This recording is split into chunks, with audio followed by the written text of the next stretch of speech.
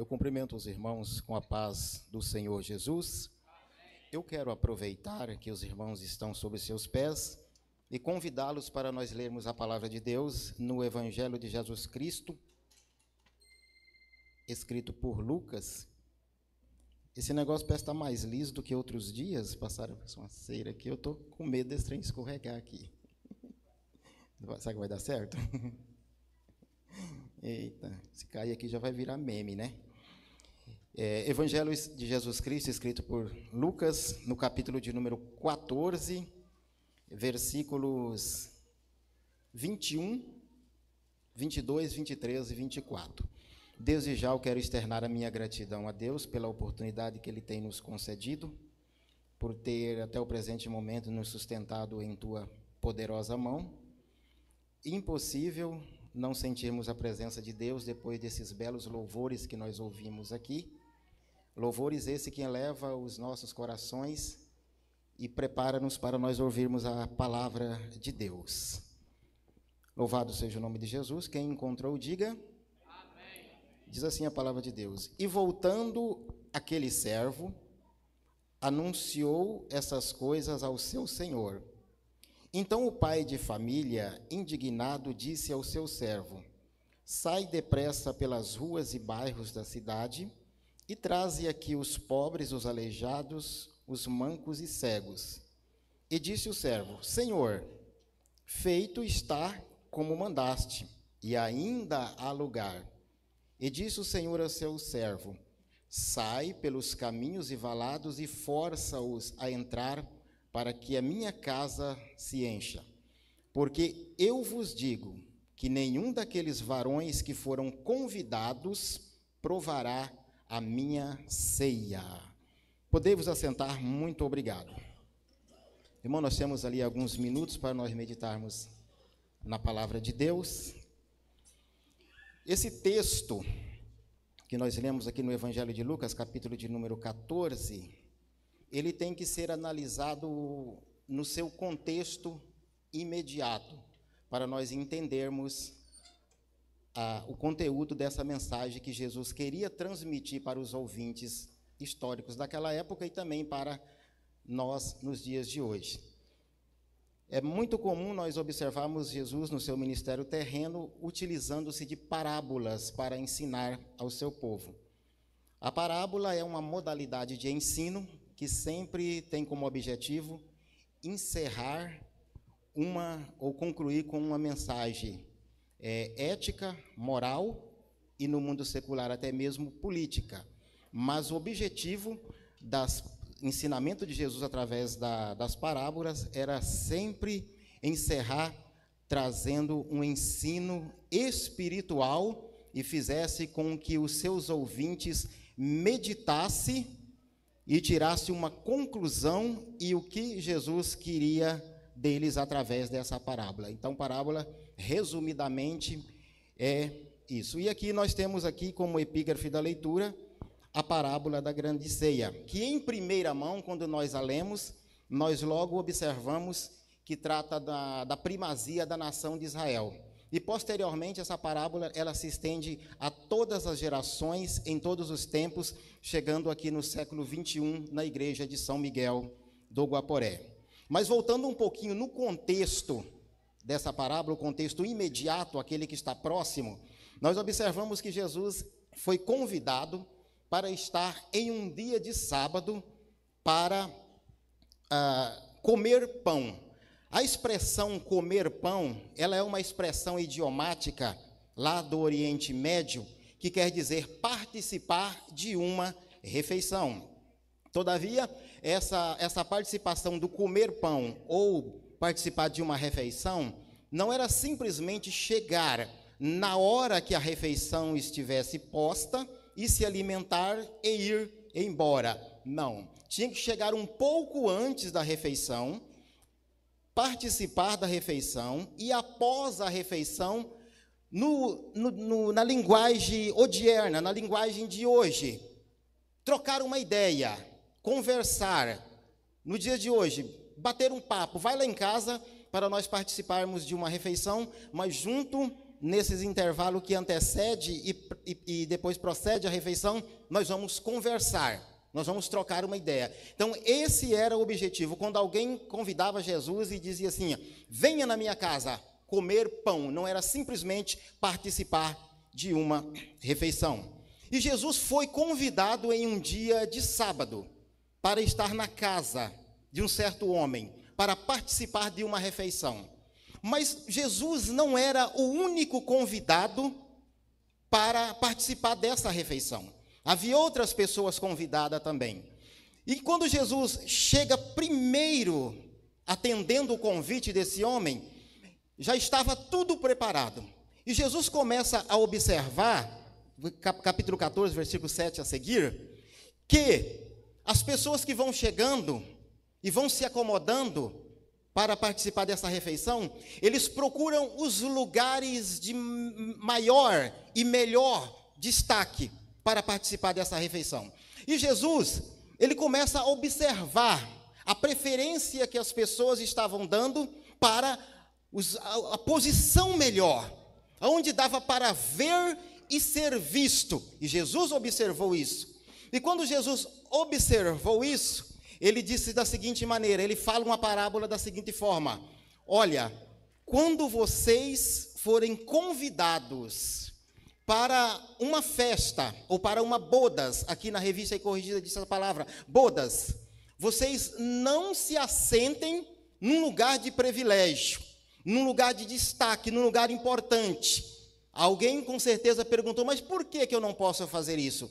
Porque pode ser que aquele lugar está reservado para alguém em especial e mais importante do que você.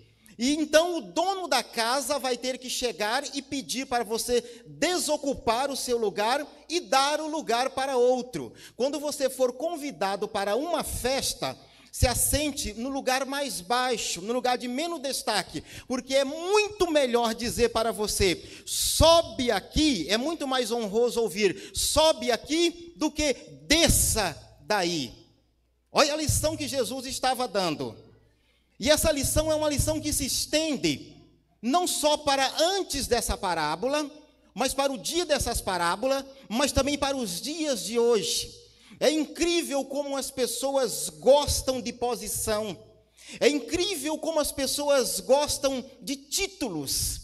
É incrível como a pessoa gosta de ser apresentado pelo seu nome, pelo seu título, a sua formação ou algo parecido. As pessoas gostam disso. Mas só que no reino de Deus, lá no mundo secular, isso faz até alguma diferença. Agora, no reino de Deus, isso não faz diferença nenhuma, porque a melhor posição que alguém pode estar é ao pé da cruz, servindo ao Senhor Jesus Cristo e sendo submisso à tua palavra. Esse é o maior, esse é o mais privilegiado que tem. Essa é a melhor posição que a pessoa pode estar. Muitas pessoas pensam o seguinte, muitas pessoas pensam da seguinte maneira, e conclui, e tem essa mentalidade fraca.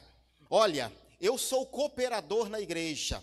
De repente aqui pode ser que na próxima reunião eu posso ser levado a diácono, presbítero, evangelista, pastor, a minha posição vai estar cada vez crescendo mais. A pessoa que menos serve na igreja, sabe quem que é? É o cooperador. O que menos presta serviço é o cooperador. Agora, o que mais presta serviço é o que a maior posição tem, que é o pastor presidente da igreja. Porque ao pastor compete ele servir, ele ministrar, ele encaminhar, ele aconselhar todas essas outras pessoas. E no final de tudo, não que o pastor vá dar conta, mas ele tem que ter um tratamento, uma responsabilidade, um trabalho de servo para todo esse povo, como se ele fosse dar conta de cada uma, aqui, das crianças ao mais velho irmão domingo lá na porta da igreja. Então o maior é o que mais serve na igreja. É esta a mentalidade. Esta é a mentalidade que tem que ter conosco. E também Jesus falou assim, olha, eu também tenho uma palavra para você que fez a festa. Quando você convidar, você não convida pessoas que possa retribuir para você e te convidar para uma festa igual ou uma festa maior ou melhor do que essa. Quando você for fazer uma festa, você faça a festa, não é proibido fazer a festa, mas vai e convide os cegos, os mancos e os aleijados, porque eles não terão como te retribuir, mas você será recompensado na ressurreição dos justos. Essa é a mensagem de Jesus. Essa é a mensagem de Jesus. É comum, meus irmãos, nos dias de hoje, é comum, eu já vi isso acontecer. Tem muitos irmãos que têm os seus carros, as suas caminhonetas, suas motos boas, né? E de repente, num feriado, numa tarde do dia, ele resolve fazer uma caminhada e vai passando alguém que conhece que a pessoa é bem favorecida financeiramente, e ele está fazendo uma caminhada. Onde você está indo? Eu te dou uma carona. Eu falo, não, eu estou só estou fazendo uma caminhada, Por quê? Ele já oferece. Por quê? Porque não, se eu der uma carona e oferecer algo para esse camarada futuramente, ele tem algo para me retribuir. Mas talvez, se tiver vindo alguém que foi lá no final de uma linha, com a foice, e a bicicleta furou o pneu no final da estrada, e ele está voltando, e ele passa assim, aquele ali é o fulano. É ali que ele acelera o trem mais rápido e passa correndo, e não oferece nada. Mas se for alguém que pode retribuir, ele freia assim que o negócio quase capota, e ele vai e oferece. Isso é tendência humana, mas no reino de Deus não é dessa maneira, e o comportamento dentro da igreja, daquele que é salvo, está aguardando o arrebatamento, é algo completamente ao contrário a este pensamento. Essa é a mensagem que Jesus está ensinando aqui. Então alguém vai e diz, quando ouve Jesus falar esse ensino, ele grita no meio de todo mundo. Quem tinha que falar era quem oferecia a ceia, e o convidado especial da ceia, que era Jesus. Mas de repente alguém não se conteu e falou da seguinte maneira: bem-aventurado aquele que comer pão no reino dos céus, ou no reino de Deus. Aí então, o que Jesus fala assim? Mas um certo homem fez uma grande ceia, e ele convidou a muitos. Como o artigo aqui é indefinido, e não dá bem para identificar quem é o sujeito, nós entendemos que esse certo homem que fez o convite e convidou a muitos é a pessoa de Deus. Sem sombra de dúvida nenhuma, é a pessoa de Deus. E esse convite, primeiramente, ele foi estendido à nação de Israel. Nunca uma nação na face da terra, no passado, no presente e no futuro, teve um privilégio tão grande de ser depositária da glória de Deus como foi a nação de Israel. Tudo quanto Deus tinha, Deus revelou para essa nação. Esse livro de capa preta que vocês têm aí, contendo 66 livros, isso aí é o livro de Deus, é a palavra de Deus, é a carta magna de Deus, mas ela foi escrita pelo povo judeu, pelo povo israelense. Esse foi o privilégio. Eles são dono dos oráculos de Deus. Deus chamou esse povo.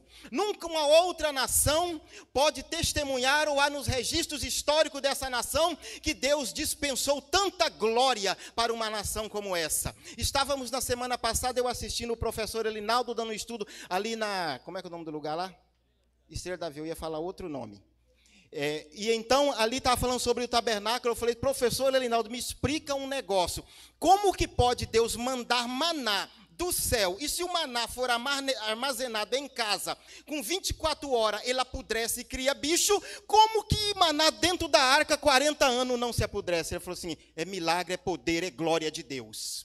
Então Deus fez isso com essa nação. Deus abençoou essa nação de uma tal maneira, que dos 40 anos que eles saem do Egito, eles entram na terra prometida, Deus alimentou aquele povo. Não tinha carne, Deus deu carne. Não tinha pão, Deus deu pão. Precisava de ser coberto ali por causa do calor, Deus mandava a nuvem. Durante a noite precisava ali ser aquecido por causa do frio. Ali à noite Deus mandava a coluna e cuidava daquele povo. Deus deu o livramento, Deus fez tudo para esse povo. Mas acima de tudo Deus estava fazendo um convite para esse povo. Eu quero salvar vocês. E após eu salvar vocês, eu quero que vocês anunciem a salvação para todas as nações gentílicas que estão ao redor de vocês. E todos os recursos que Deus tinha à sua disposição, Ele investiu nesta nação. Aleluia! Oh, aleluia! Não sou adepto da teologia da substituição e nem tampouco do aliancismo. Mas no momento, nesse intervalo do Calvário ao arrebatamento da igreja, todos os recursos de Deus estão à disposição da igreja. Porque quando Jesus ele nos chamou, ide e pregar o evangelho, chamar e ir para pregar o evangelho e dar uma missão, isso é muito fácil. Pegar alguém, chamar e dar uma tarefa para fazer, isso aí é fácil. Mas agora você tem que chamar, você tem que comissionar, mas você tem que dar recurso e vocês têm que dar ferramenta para a pessoa trabalhar. E Deus deu ferramenta para a nação de Israel o suficiente. E hoje também Jesus chamou a igreja, comissionou a igreja, investiu na igreja, derramou o Espírito Santo na igreja. Mas ele disse assim: eis que eu também vos dou poder para vocês pisarem escorpiões e toda a força do mal. Deus chama a igreja, reveste a igreja, coloca a ferramenta suficiente na mão da igreja para que a igreja pregue o evangelho. E faça o convite de Deus hoje para que as pessoas aceitem a Jesus como Salvador. Agora, se você está indo para a missão sem recursos, isso é problema teu. Os recursos de Deus estão à disposição. Então, Deus vai e chama esse povo. Segundo, os historiadores, eles ensinam o seguinte, que no Oriente Médio não é como aqui no Ocidente. Se o pastor, por exemplo, fizer aí um churrasco, e lá para meio-dia, eles lembrarem de Valmir, ó, meio-dia meu churrasco está pronto. Vem almoçar comigo? Eu vou. Qualquer um dos irmãos fizer, eu vou. Lá no Oriente Médio não funciona assim. Se você fizer uma refeição e você receber um convite de última hora, você está ofendendo o seu convidado. Ele não vai. Ele vai: por que tu lembrou de mim agora? O convite tem que ser formulado por 2 vezes. Uma vez, cerca de 6 meses antes de acontecer. Aí falou assim: olha, nós estamos no mês de fevereiro, né? Mês de julho, por aí, agosto, eu vou estar promovendo uma grande festa de aniversário de casamento, aniversário de 15 anos, você está convidado. Mas quando estivesse tudo preparado, algumas horas antes, tinha que ser formulado o segundo convite. Aí, então, a pessoa ia comparecer na festa. Caso contrário, eles não compareciam de jeito nenhum. Só que Deus, por ser um Deus redundante, e um Deus que extrapola os limites para salvar o homem, o convite de Deus que Ele faz para nós não é só um primeiro convite, não é só um segundo convite, não é só um terceiro convite. Deus faz diversos convites para que a pessoa aceite ser salvo. Porque o objetivo central de Deus no convite para a pessoa é para que ele seja salvo. E então Deus vai e faz o convite. Um certo homem fez uma grande ceia e convidou a muitos. Meus irmãos, esse convite de Deus, não pense você, e não me engane eu, de que esse convite, existe alguma pessoa que está viva ou que já morreu, que não recebeu esse convite. Deus providencia meios para que esse convite chegue a todas as pessoas. Estou me lembrando aqui agora de um fato muito interessante. Lá no sertão do Nordeste, na época do cangaço, tinha um camarada lá, eu acho que eu posso até falar o nome dele, o famoso Lampião na nossa história, né? Que muitos o taxam como herói, mas de herói não tinha coisa nenhuma. Um certo grupo de crentes foi fazer uma certa evangelização e se aproximou dele e do seu grupo de cangaceiros. E então ele sequestra os crentes, né? E fala assim, só libero os crentes após me dar um resgate. E então os crentes fizeram o seguinte, fizeram uma oferta, fizeram uma coleta para fazer aquele resgate, para tirar os crentes das mãos de Lampião. Mas no Brasil tinha um camarada por nome de Orlando Spence Boyer, americano, radicado brasileiro. Ele falou assim, essa oferta eu quero levar, porque eu quero pregar para Lampião. E então depositaram aquela importância e ele foi lá, não com objetivo. E quando ele, de libertar os crentes, quando ele chega lá, ele fala assim, ó, está aqui o resgate para você liberar os crentes, mas eu não estou muito preocupado se você vai liberar ou se você não vai liberar os crentes.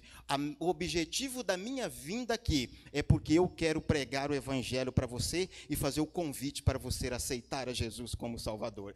Resultado, Lampião ouviu, colocou seus cangaceiros para ouvir Orlando Boyer, liberou os crentes e o Orlando Boyer ainda voltou com a oferta no bolso, que ele não pegou o dinheiro. Então até mesmo esse homem, não sei depois o que aconteceu com ele, não sei depois o que aconteceu, entre ele e Deus eu não sei o que aconteceu, mas até mesmo esse homem maldoso, esse homem cruel, ele teve a oportunidade de ser convidado por Deus para aceitar a Jesus Cristo como Salvador. Louvado seja o nome de Jesus. Ia trazer mais uns exemplos aqui, mas eu vi que o horário já está bem avançado.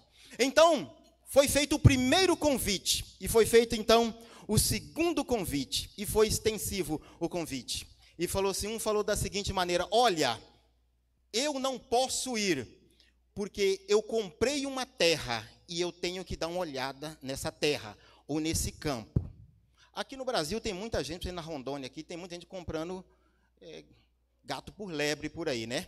Outro dia até o irmão falou comigo que comprou uma terra, época da seca, para o lado de Porto Velho, lá para aquelas regiões lá, e gostou da terra. Aí quando ele só pôde ir na época das águas, quando chegou lá, cadê minha terra? Porque a água estava nas copas das árvores, não servia para praticamente nada. Mas judeu não faz isso.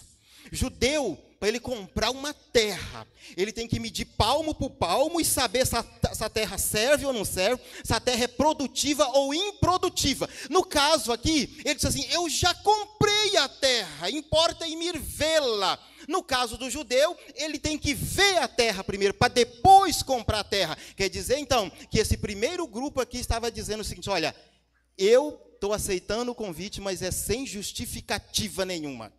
O segundo falou da seguinte maneira, falou, eu não posso ir, porque eu comprei juntas de bois e eu tenho que experimentá-la. Mas que conversa fiada é essa? Que conversa é essa? O judeu só compra junto de boi, foi qual junto de boi você quer me vender? É aquela. Eles vai lá e experimenta, se ara junto, se eles são mansos, se eles se dão bem um com o outro, se são obedientes, são adestrados. Assim, aí eu compro, porque se for boi rebelde, ele não compra de jeito. No caso, assim, eu já comprei. E o terceiro falou assim, olha, casei e eu não posso ir. O outro nem desculpa pediu, nem tentar justificar, ele tentou, falou assim, casei e eu não posso ir. O que essa parábola está querendo dizer para nós? Está querendo dizer o seguinte, que naquele dia, quando acontecer o arrebatamento da igreja de Jesus, e vier sobre a terra uma grande tribulação como nunca vista antes na terra, e após esses 7 anos da grande tribulação, a humanidade ser dizimada, praticamente quase 70%, e depois vir o juízo final, diante do trono branco, ninguém poderá dizer, Senhor, eu não tive oportunidade, porque toda oportunidade, todo o convite de Deus, ele é estendido a todas as pessoas para aceitarem o convite da salvação. E o maior privilégio que uma pessoa pode ter, irmãos, não é para se afiliar a um grande partido político desse Brasil, para participar de uma festa badalada de 15 anos, ou de uma agremiação de leões ou algo parecido. O melhor e o maior convite, o maior privilégio que a pessoa pode ter, é o convite de Deus para participar dessa grande festa, que é participar da salvação em Cristo Jesus. É o melhor convite. Há muito tempo atrás, a minha esposa se lembra disso. Nós fomos convidados para participar de uma festa de 15 anos. E quando nós chegamos nessa festa de 15 anos, nós não conhecíamos os recursos financeiros dessas pessoas que iam fazer essa festa. E essa festa nos surpreendeu, porque eu nunca vi uma festa tão organizada, tão chique como aquela festa. A festa era tão chique, tão organizada, tão bonita lá, que eu não me sentia até mesmo digno de entrar naquela festa. E também nós não fomos bem recepcionados. Eu falei assim, vamos embora. Vamos partir para outra. Vamos para casa comer pipoca. E voltamos para casa comer pipoca. Mas nesse interim, ia passando uma senhora com uma menininha assim, eu não sei, de 10, 12, 13 anos, uma adolescente. E ela viu aquela festa. Ela viu como que estava o clima.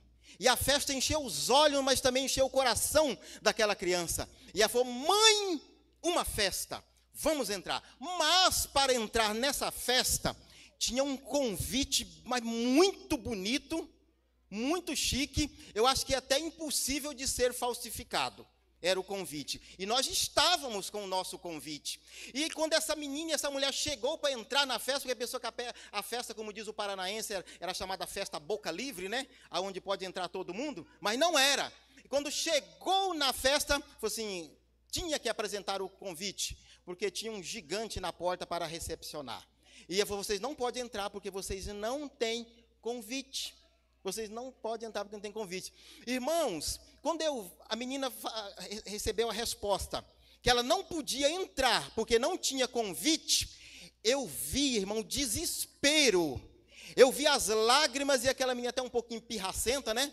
Ficou braba, começou a chorar e gritar, eu quero, mas você não pode porque você não tem convite. Eu vi o desespero nos olhos daquela adolescente. Agora vocês imaginam, está acontecendo o arrebatamento, está acontecendo a igreja de Jesus Cristo entrando nas bodas do Cordeiro, na maior festividade que nunca foi feita na face da terra, e você chegar e Deus fala assim, cadê o seu convite? Cadê o seu convite? Ah, eu não tenho convite. Falei assim, pois é, mas o convite foi oferecido. Eu vou mostrar para vocês o professor Rinaldo fazendo um apelo, pastor Geraldo fazendo um apelo, pastor Rosivaldo fazendo um apelo, ofertando o convite, e você virando as costas e não querendo o convite. Mas como assim que eu vou convite? Não, o convite está aqui, ó. Quem vai entrar nessa festa tem o nome escrito aqui. Mas que livro é esse? É o livro da vida. É o livro da vida. O convite é o livro da vida. O convite, irmão, ratificado, confirmado, é a presença, irmão, inconfundível do Espírito Santo na minha vida e na tua vida coletivamente. Aleluia! Aleluia!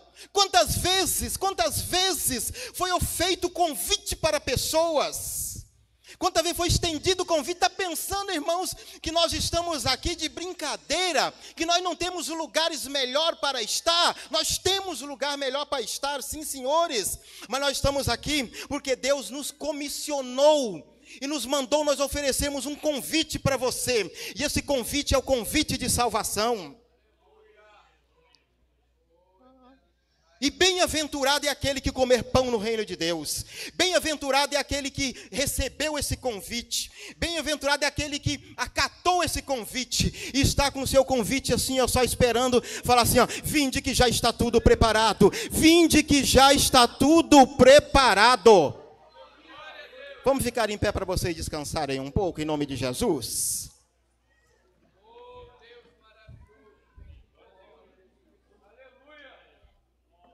Cadê o nosso conjunto? Canta aí um hino da harpa daquele bem. O senhor sempre tem um hino, né, pastor? Procura aí um hino bem bom. E nós vamos estar fazendo um apelo aqui. Nós não estamos convidando você hoje para pertencer à Assembleia de Deus. Isso aí será simplesmente consequência de você ter aceitado a Cristo como Salvador. 570. Irmão, 570. Enquanto nós cantamos esse hino, eu não tenho dúvida nenhuma que Deus, através da igreja, e Deus, através da minha fraca e pequena pessoa, está estendendo um convite para você nesta noite. Um convite para você abandonar esse mundo que jaz no maligno. Esse mundo que está destinado à destruição. Esse mundo que, se Deus tirar a mão sobre você, Ele ceifa a sua vida de um segundo para o outro, mas a mão de Deus está estendida sobre você. Os cuidados de Deus estão sobre você, mas Ele está te oferecendo um convite. Venha em nome de Jesus. Receba esse convite. Convite para a salvação. Convite para estar no céu, na presença de Deus. Que ao seu lado chega, que destino há de ter a tua alma.